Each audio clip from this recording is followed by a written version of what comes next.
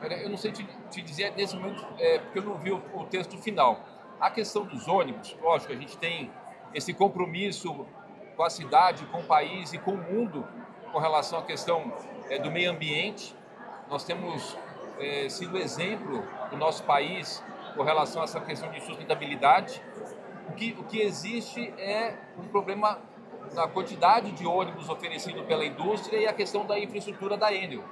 A Enel chegou a nos pedir 1,6 bilhão de reais para fazer a infraestrutura.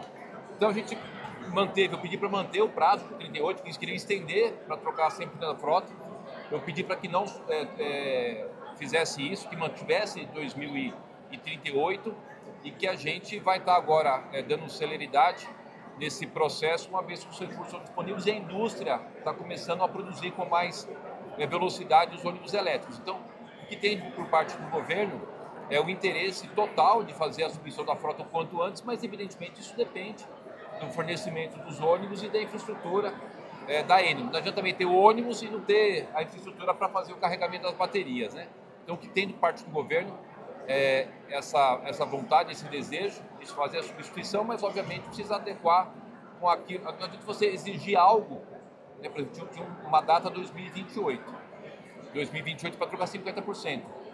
Não que eu não queira, é que realmente não teremos 6 mil ônibus produzidos até 2028. Então, às vezes fica com algo utópico e é muito melhor a gente tratar com a realidade do que ficar dentro do contexto de utopia.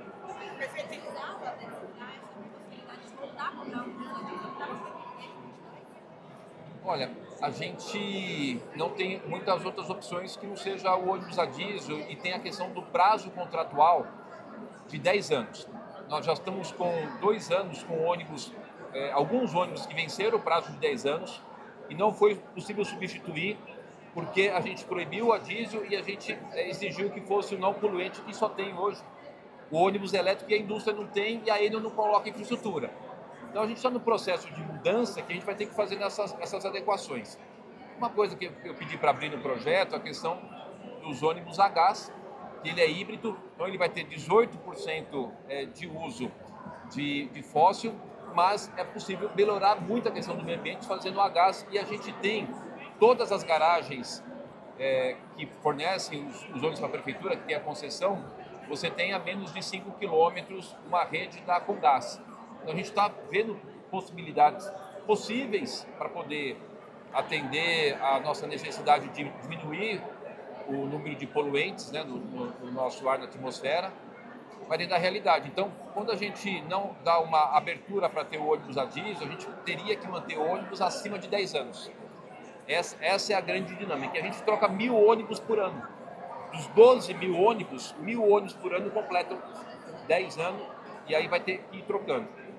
Então, reafirmando, enfatizando, hoje eu já tenho ônibus que estão com mais de 10 anos, estão com 11 anos e meio, e a gente está autorizando a rodar por conta de aguardar que a indústria forneça os ônibus elétricos e que a Enel faça a infraestrutura.